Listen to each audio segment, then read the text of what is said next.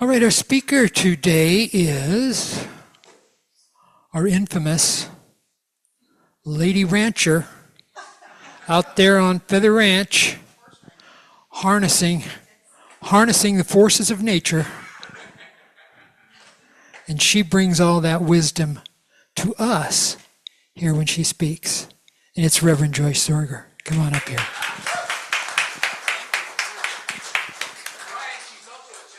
Joyce with a choice. Yeah, I'm so happy to be here, seeing all you lovely people. And I came in and Christine noticed, she said, "What is your name? What is your name?" She kept saying, "What is your name?" And I thought, well, she knew me, but I had my name tag upside down, so she was challenging me about that. Sometimes I think I have it all together, but I don't always. And on the way here, I just thought, with the rain, usually I stay on Zoom because I live way over yonder. Yes, over at Feather Ranch beyond Lake Lopez, and it's quite a drive. And this morning, I had to turn around. There was rock fall, there was tree fall, but there were no bicycle riders on the road, so that helped. That helped me a lot. So I was able to get here in a half an hour, and that was good. Anyway, I just love the music. Thank you so much. Your music and your energy, so beautiful. And the energy here is just, it just blesses my soul. I had something that I came across because my talk is on aging with attitude, gratitude, and fortitude. Another fortitude for me at Feather Ranch was last Monday night, the day after Easter. I had my two daughters there, and I had a busy day, and took a bath, bubble bath. The tub was almost full, and emptied the tub, got in bed, and a knock on my door says, "Mom, it's flooding downstairs." And what happened, I don't know how many of you have a septic tank on your property, but the septic tank backed into the house. So that was my latest thing to get through that fortitude, right? It's really, and I just felt so blessed that my daughters were there because they helped me clean up all the mess, and it took us hours to get that cleaned up. But so that was then. This is now, and I'm happy to be here now. And I read something that it was written in the year of 1916, and I thought you might be interested in this. It says the average life expectancy for men was 47 years. Fuel for cars was sold in drugstores only. I didn't know that. And only 14% of the homes had a bathtub, and so that I was thinking about that too. Only 8% of the homes had a telephone. The maximum speed limit in most cities was 10 miles per hour. The tallest structure in the world was the Eiffel Tower. The average I love this one, the average U.S. wage in that time, in 1916, was 22 cents per hour. 22 cents per hour. I remember when I was a little girl and how pennies and nickels and dimes were so valuable to me. And the average U.S. worker made between $200 and $400 a year. So anyway, thought that was interesting information, and I think I would like to kind of share with you a little bit about the definition of attitude as a state of mind, behavior, or conduct regarding some manner. And gratitude is an appreciation or thankfulness. And fortitude is strength of mind, patience, and constant courage. And sometimes getting through the days in our lives, it takes all three of those. I like the idea of, for me, it's been helpful to think of three things before I go to bed at night. Three things that I'm grateful for. And last Monday night, number one was I was glad my two daughters were there to help me clean up the mess that was all over the bottom floor of my home. And I'm glad I didn't have the women's retreat the following day, the Unity women. I so enjoyed having the women from Unity there on the 27th of August, not August, but I'm going way back in time, at 27th of March. And it was a good day, and it was my pleasure. Even Karen was there, and just loved having her there, so where way over yonder is. Anyway, I think about my mother when I think of attitude and ageist attitude, and it was her legacy. It was her legacy to me, and she never told her age I'm one that I tell everybody my age. I'm pretty proud that I'm going to be 88 on my next birthday, and I feel that that's a milestone for me. And yeah, thank you. Yeah, I am. God bless me. Yeah, thank you. Yeah, I'm catching up with you, Don. You're and you too, Marv. I mean, this is I just love this community because we're all ages, and we have been all ages, and we are going to be all ages. But my mother, she never told her age. Her age was a secret. And I said to her one time, I looked on her driver's license and I said, Mom, I know how old you are. And born in 1909. And she says, I lied. And that was my mom. She had that attitude, and it was an amazing attitude. Loved to dance, and she was just, after my father passed away, she had 3 boyfriends. She was engaged twice, and her third boyfriend was a jerk, and he was much younger than her, and of course he didn't know how old she was, but anyway, she didn't stay with him very long. Anyway, my life, what happened with my mom, that in 1994, she was broadsided by a car. She was only a few blocks from home. She was coming home from the grocery store, and she then became, for the next 4 years, she was dependent on 24/7 care, and but her home, that time took a lot of fortitude for me in caring for her. My life became consumed with her care, and thinking back on those years, I'm reminded that they offered many lessons about attitude, gratitude, and fortitude then at that time. For both my mother and I. And it was at that time that my daughters were having children, and I wanted to be more for the grandchildren, and I was so busy with my mother, and it was just, having to divide my time and working as I was in 3 colleges teaching English as a second language. But, I was younger then, and I could do that, and I don't know, I can do a lot now, and I keep moving forward, and I so appreciate the work that Chris has done with aging and taking care of ourselves with the foods that we eat. I think that's so important. I recall the words that my mother spoke 2 years into her confinement, and she said, why is life so short when life is so precious? And here she was confined. She couldn't walk. She was in a wheelchair, had to move around the care center in her wheelchair. But though confined within a body that was limited, she still considered life precious. And that, to me, was a legacy to me, to remember how she felt during that time. And so any limitations that I may experience, or that I'm experiencing now, or have experienced or might experience, I want to remember the legacy that my mother was to me. That she considered life so precious, and she refused to be limited by her thinking. And I think that is why the religious science of mind, and unity is so important to me, because I know that our thinking can take us into places where it pulls us down, and we need to know and recognize when that's happening, and do what we need to do to build us up, build our minds up, pray, and know that everything will be okay. And that, to me, is so important to me. And my everyday work that I do for myself. You all know that I live on a ranch. I get up at 6:30. I do my yoga for half an hour. I go down and do my spiritual practice for an hour, and take my dogs out. This morning, I didn't take my dogs out this morning because when I was about to, it was raining really hard. But I put on my raincoat, my hat, and took my umbrella, and I went down, left my dogs in the house, went down and fed the horses and my kitty, Mary Kitty, and managed to get back within a half an hour, and had my breakfast, my dogs are fed, everybody's okay. And ever since I got the hot wire on the fence all around the backyard, because my dogs were stressing me out, so they were figuring out a way to get out of the yard at least once a week, and I just finally after many, many months, my daughter said, "Mom, get some hot wire around the fence to keep them in." And they have a big yard and they have a garage to be in. They're so lucky.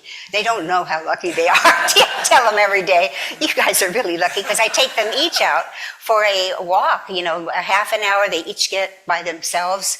And they just, I have 45-acre property, and so they're all over the property, and I just hope that they don't get bit by a rattlesnake.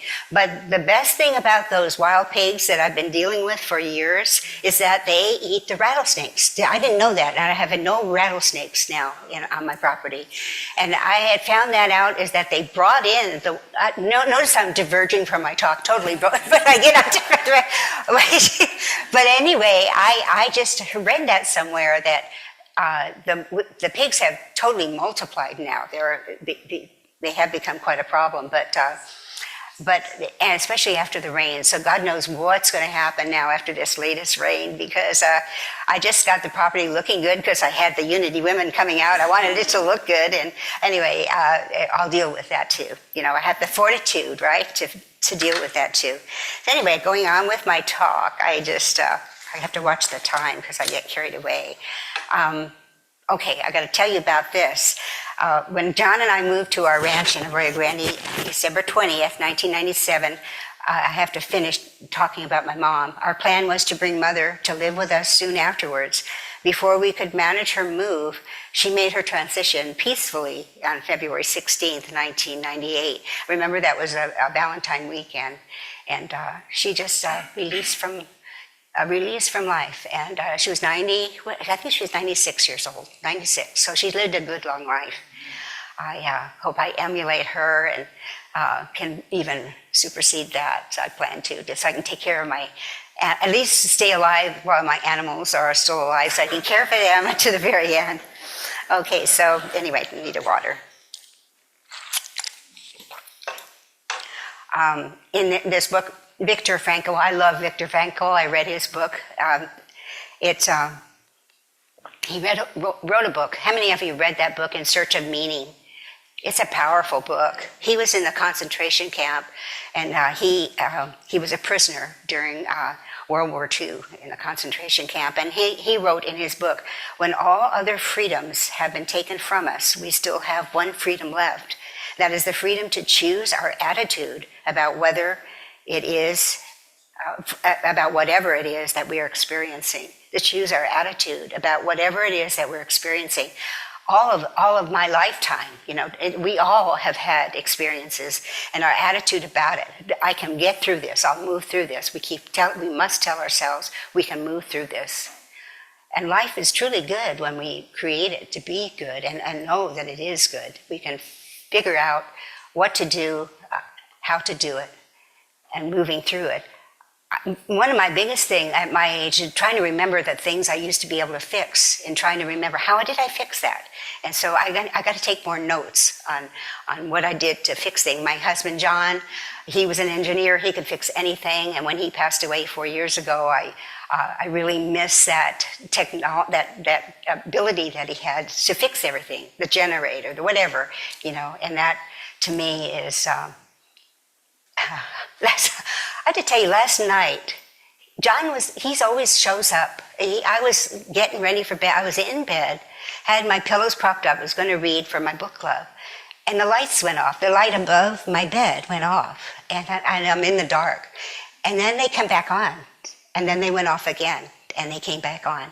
And I think Christine is shaking her head. I mean, these are things that I think are just...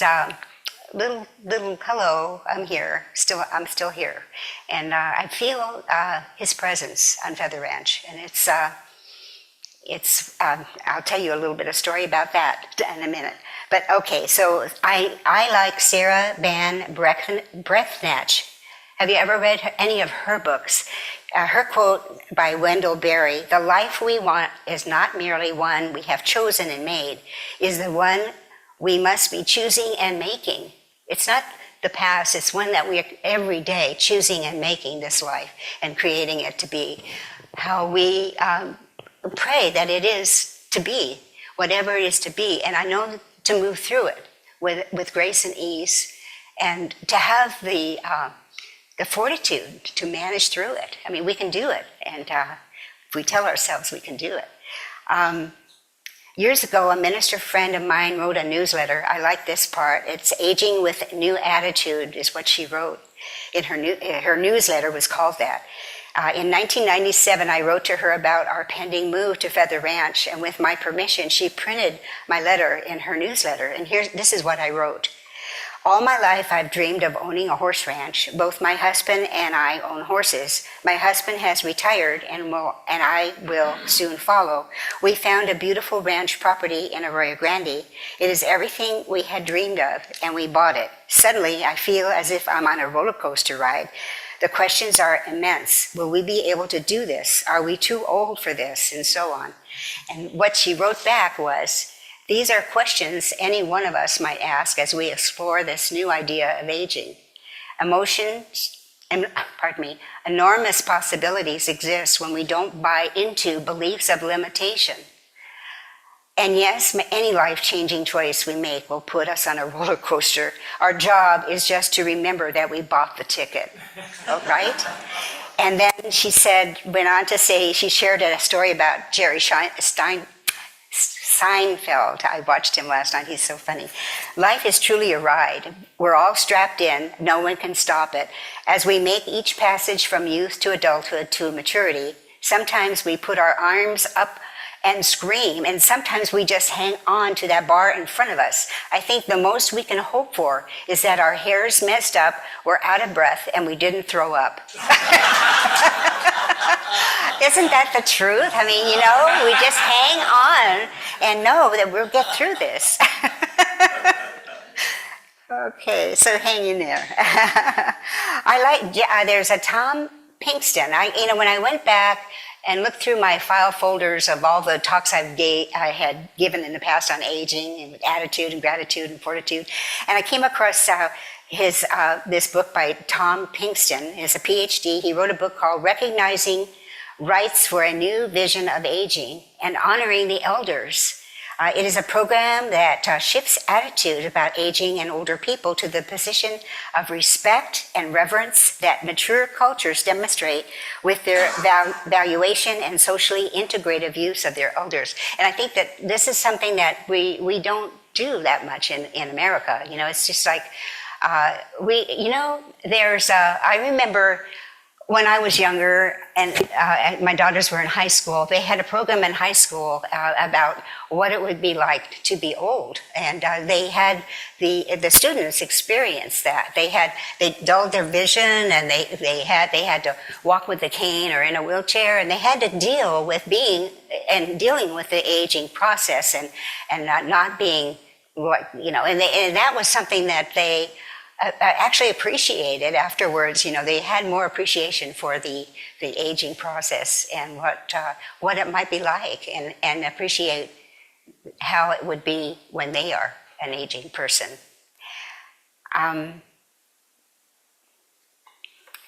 There's a journey there. I wrote down here. Have you ever heard of gerotranscendence? Gerotranscendence. It's growing into old age with a fortified spirituality and cognition that evolves from a shifting definition of a separate self based on ego to an understanding of a larger self that is one with the creative power, the spirit of the cosmos. And then so we're all here appreciating that. I think it's of course I've been very close to going to church since I was a little girl of 8 years old. So it was just something that I did. And it's, to me, I feel that gerotranscendence, I appreciate, there was something that, I left that at home, but I wanted to show you. It was something that Chris did years ago, and it was a class that I took, and it was on aging and appreciation. And there's a good, I think this navigating dynamic aging is a good class to go to. I plan on going to that on Friday. And what I liked about this Joan is that she owned a ranch in Ojai, and she was involved in the Thomas Fire. And so I could relate to that because I was involved with the Gifford Fire and had to be evacuated for 10 days. So, we can identify with things that aging people are going through and know that they got through it, and we can do it too. So in closing, okay, I want to wake you up. Okay, in closing, I'd like to share a poem that my dear friend Barbara composed. And I told her, I talked to her, I hope I brought it. Where is it? Oh dear, I didn't bring this poem. But she wrote, oh, here it is. She's amazing. She is a year older than me. She'll be 89. We have our birthdays just a few days apart. And she's always written poetry, beautiful poetry. And I keep telling her, Barbara, you should put it in a book. But what she has done now, she's found AI, artificial intelligence, and she put this latest poem that she wrote to music. AI helped her put it to music. And they copied her voice, and they put this beautiful poem in one of the most beautiful songs. If I had the technology to bring it in and play it for you, maybe someday I'll figure it out, but to bring it in and have you hear it in music, but I'll read it to you in the words. She called it a goblet filled with chunks of ice. When you drink from a goblet of frozen ice, melting in the nectar of release, you may know fewer worries, fewer concerns and responsibilities put on a back shelf. What I never did, what I didn't do well, competes with the victory of accomplishments I have been accused of. Never learned to dance, never carried a tune, never learned to flirt. So much easier with the assistance of old age to consider what mattered most and what stepping stones led one to the other. I flew above the clouds and close enough to touch them with my wings. My pilot's license earned 67 years ago, and probably my memory most secure. I skied the bunny runs, never graduating from falling in the snow, sledding much better, so much closer to the ground. Better yet, sipping hot, sweet liquid in the lodge called my name. I backpacked in the steep wilderness, crossed streams on fallen logs, crawling for fear of falling. I walked the dirt paths of ghost towns, imagining I lived there. Now, in the last leg of approaching 90, I still write poetry. The leap in time becomes the bridge we all will cross. It started in our cribs for me, and I suppose will end with words. And I just, she's been my friend since the early 60s, and we still connect each week. I call her, or she calls me. Usually I call her because she doesn't know if I'm out feeding horses or whatever. But anyway, I call her, and because she's pretty much, she doesn't get around very well anymore, but she's writing poetry, and she's getting into AI. Here she is, almost 90, and she's learning how she speaks into whatever, and they take her voice and they put it into music. And it is one of the most beautiful songs. I want to get this song and want to play it for you. It's so beautiful. So I thank you for listening to that poem. To me, it just touched my heart so. And I told Barbara she likes to listen to my talks. So Barbara, that was for you. So, okay. We talked about the gold. We talk about the golden years. Everybody kind of jokes about that, but the real gold in our lives is a positive use of the sacred. The real gold in our lives is a positive use of the sacred, and knowing that we are that expression of that God is. We are, each one of us, that love that God is, and we express that in the way we treat others and how we treat ourselves too. And Chris, all the work that you have done over the years with Unity 5 Cities and called our attention to taking care of our bodies, doing what we need to do to keep on keeping on. Thank you, Chris, for that. And someone once said to me, if we're still here, Joyce, it means that we either have more to teach or more to learn. And this is, I tell myself this all the time. I'm still here. I have more to teach or more to learn. I like to think that we get to take turns being teachers and students. We do the best that we can with this thing called life. And Ernest Holmes has a book called This Thing Called Life, which I love to read again and again. So we all take turns being teachers and students. And so I feel very privileged to be able to still present my talks to you. Sometimes they get kind of wonky and go off in different directions, but I love to share who I am, and I want you to know who I am, and I want to know who you are as well. And so when you share here, it's so important to learn to know each other, to know that we are all doing the best we can, and that we are, we're just moving through and with an attitude of gratitude, and with that sense of fortitude that we can do this, we can get through this, whatever is happening. So let us celebrate the unique and individualized co-creators of spirit that we each are, with an attitude of gratitude and with the fortitude to move through life's challenges. And so that is my talk this morning. That's my message this morning. And thank you all. God bless you all.